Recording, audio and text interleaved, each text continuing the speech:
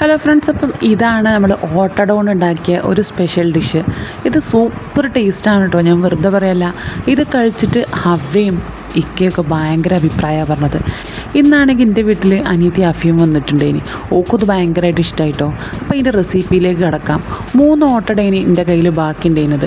അപ്പോൾ അത് കട്ട് ചെയ്യുമ്പോൾ പ്രത്യേകം ശ്രദ്ധിക്കും. നമ്മളിങ്ങനെ പിച്ചിട്ട് കൊടുത്താൽ അത് ഓട്ടടയെന്ന് പെട്ടെന്ന് മനസ്സിലാവും. ഇതിങ്ങനെ കത്രിക കൊണ്ട് നമ്മൾ കട്ട് ചെയ്തെടുത്തിട്ടാണെങ്കിൽ ഒരു ക്യൂബായിട്ട് എടുക്കുമ്പം ഒരു പ്രത്യേക രസമല്ലേ. പിന്നെ ഞങ്ങളുടെ നാട്ടിൽ ഇതിനൊക്കെ ഓട്ടട എന്നല്ലേ പറയാം.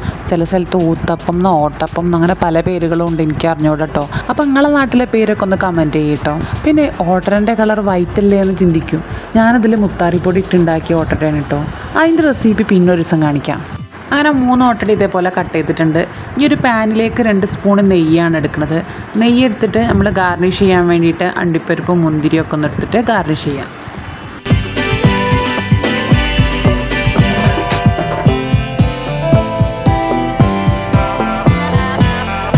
ഇനി ആ നെയ്യിലേക്ക് നമ്മൾ നേരത്തെ കട്ട് ചെയ്ത് വെച്ചിട്ടുള്ള ഓട്ടടൻ്റെ പീസും കൂടി ഇട്ടിട്ട് നന്നായിട്ട് മിക്സ് ചെയ്ത് കൊടുക്കുക. ഇത് കുറച്ച് നേരം നെയ്യിലിങ്ങനെ കിടന്നിട്ട് മുരിഞ്ഞോട്ടോ, അപ്പോഴാണ് അതിൻ്റെ ഒരു ടേസ്റ്റ് ഉണ്ടാവുക. അങ്ങനെ ഒരു 5 മിനിറ്റ് ഇളക്കി കൊടുത്തതിന് ശേഷം അതിലേക്ക് ചിരകിയ തേങ്ങ ഇട്ട് കൊടുക്കുക. എന്നിട്ട് ഇതേപോലെ ഒന്ന് മിക്സ് ചെയ്യുക.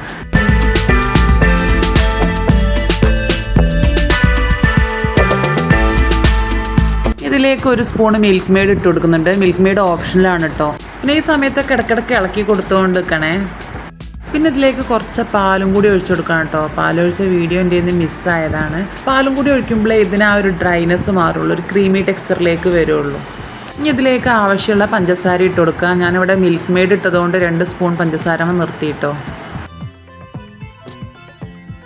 ഇനി ആ ചൂട് കിടന്നിട്ട് പഞ്ചസാരം കൂടി ഒന്ന് മെൽറ്റായി വരുമ്പം സംഭവം റെഡി ആയിട്ടോ. ഇനി നമുക്ക് സെർവ് ചെയ്യാം. ചൂടോടെ കഴിച്ചാൽ സാധനം ബെസ്റ്റാണ്. അപ്പോൾ അതാ ബാക്കി വന്ന ഓട്ടടോടുള്ള നല്ലൊരു അടിപൊളി റെസിപ്പി റെഡി ആയിട്ടോ. സംഭവം പൊളിയേനിട്ടോ. അപ്പോൾ നിങ്ങളെല്ലാവരും ഒന്ന് ട്രൈ ചെയ്ത് നോക്കുക. ഇഷ്ടപ്പെട്ടിട്ടുണ്ടെങ്കിൽ നിങ്ങളെ ഫ്രണ്ട്സിനും ഫാമിലിക്കും ഒക്കെ ഒന്ന് ഷെയർ ചെയ്ത് സപ്പോർട്ട് ചെയ്യണം കേട്ടോ. അപ്പോൾ നമുക്ക് നല്ലൊരു വീഡിയോ ആയിട്ട് പിന്നെ കാണാം. ബൈ.